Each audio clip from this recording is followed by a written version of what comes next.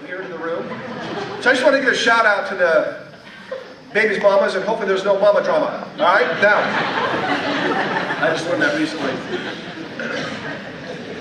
So Paul wrote in chapter 4, verse 1, he will judge the living and the dead.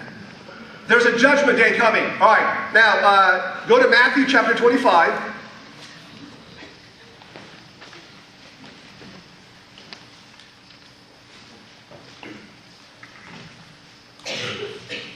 And let me just say this. If things are well vertically, it manifests horizontally. All right? If we're in relationship with Jesus, it's going to manifest in how we live life. All right? Orange trees produce what? Yes. All right? And oranges produce orange juice. Christians produce fruit. Fruit of the Spirit. Love, joy, peace, patience, kindness, self-control. All right? Not perfect. Not perfectly. All right? But there's a heart for that. And so in this passage, it's a picture of the judgment. There'll be the great white throne judgment, where we as believers will be judged. It's not an issue of heaven or hell. It's an issue of stewardship. And how do we steward the talents, the giftings, the opportunities that the Lord gave us as believers? All right? There's also, there's different perspectives on the judgment and so forth, but there's also going to be a judgment where we're going to stand, people will stand in front of the Lord, holy God, and we will be judged as to whether or not we accepted the gift of salvation. Clear cut. And so there's this judgment that's coming. And in verse 31 it says, when the Son of Man comes in his glory, and all the angels with him, he will sit on the throne, on his throne, in heavenly glory. All the nations will gather before him. And that's why, where did this church go last summer? What nation? Dominican Republic. Love it. Did it go anywhere this year? Dominican? Mexico. Beautiful. All the nations will be gathered before him. And he will separate the people one from another as a shepherd separates the sheep from the goats. He will put the sheep on his right and the goats on his left. Then the king will say to those on his right, come, you are blessed of my Father. Take your inheritance, the kingdom prepared for you since the creation of the world. Now, here's the horizontal.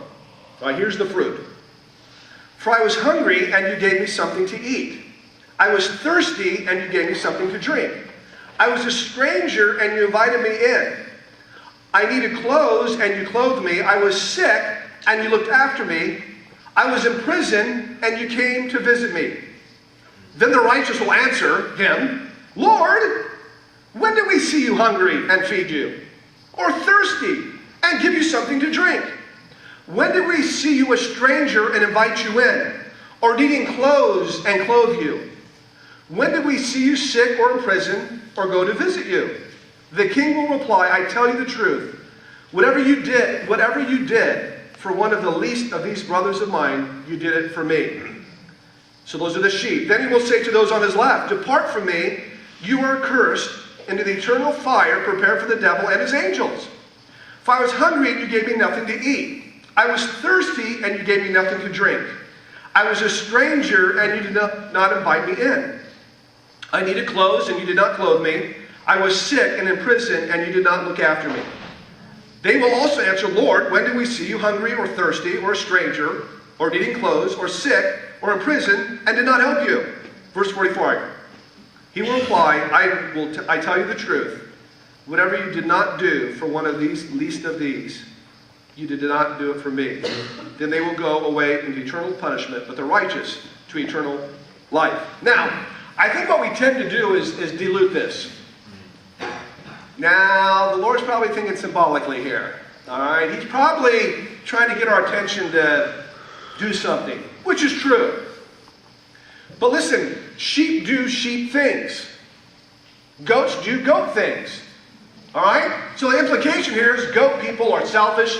They're they're unrighteous. It's all about them. Bless me, bless me, bless me. Serve me, serve me, serve me.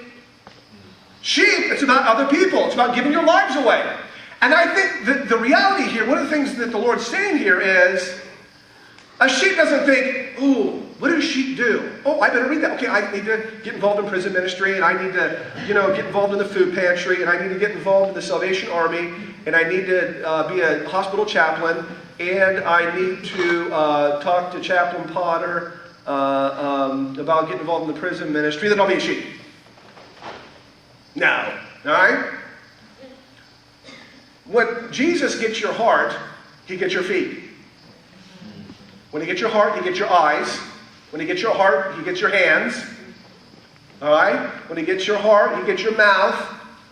And like a couple years ago, I looked back and I thought, gosh, now I'm not trying to boast here, all right, but I want to provoke you. I thought the things the Lord's put in my heart kind of like are a part of that. Like this guy, Chris Johnson, in February of '94, he killed somebody on 40th and Fontenelle. And he'd been coming to our youth ministry off and on, grew up in North Omaha, and Burton Holland, who's doing ministry in North Omaha for years, would bring Chris and some other kids to our youth group at Trinity. And God just really gave me a heart for Chris. When I found out that Chris was arrested for second-degree murder, in my heart, it was like, I gotta be a part of his life. And this is so cool. So since '94, and it's what, '09 now, my math says that's like almost 15 years. Now, I'm not trying to impress you, and I'll probably lose my heavenly reward. All right, oh well. But it's like, it's been easy. I've basically visited Chris almost every month for 15 years in Lincoln, in Tecumseh, in Omaha. Kind of followed his tour of incarceration, all right? And it's like, when I'm with Chris, I feel the Lord. I feel his presence when I'm with Chris.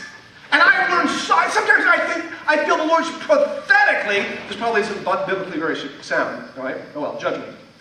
But sometimes I feel like when Chris is talking to me, I feel like it's the Lord speaking through Chris. He's eligible for parole in May, I think. I said, Chris, what are we going to do? You know what he said? He said, what I want to do is I want to get a house, and I want to invite all of my family and friends. And we're just going to bring everybody together. And he says, Nick, I want to hush everybody. All right, hey, everybody, thanks for coming here. Now, Chris is on his way, spiritually, so he's not in the clubhouse yet. Okay, he hasn't crossed the goal line yet, all right? He hasn't finished the 9th inning yet. I know we got all these athletes in here, okay? So, or the concert's not over, okay? All right. So you know what Chris wants to say? And I'll Christianize it.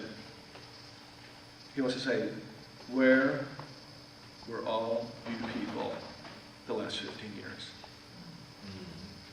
Anyway, he said, I want to say, how come there's this white guy that didn't even know me, that saw me every month almost for 15 years? But you know what? I almost feel like I watched it happen. It's like, it's God put them in my heart. And it's more blessed to give them to you. I get more blessed. Terry will say, my wife will say, honey, how was your time with Chris? I'm like, oh, I loved it. So, don't try to look at this and figure it out, but if he has your heart, you'll find yourself serving the widow, being a father to the fatherless. You know, the crisis pregnant. I thought, gosh, if I was in the Hope Center, I'd throw myself into AAA. I just love that. Just babies. Oh. You know, Michelle's like, Michelle Sullivan, the executive director, of AAA. Gosh, I'm a sheep. What should I should probably help, single, pregnant moms. No, God has your heart. Does he have yours? So Paul wrote this. He said there's a judgment coming. And you know what? Judge yourself. Judge yourself. So he doesn't have to judge you. So he's judging Jesus will judge the living and the dead. There's a judgment day coming. Are you ready? Paul passionately penned this because he knew his days were numbered. Timothy was all ears because of Nero's ongoing persecution of believers and Christians all around him. And even though you and I aren't in prison or waiting execution like Paul and Timothy, or pastoring a church where there's persecution and killing believers,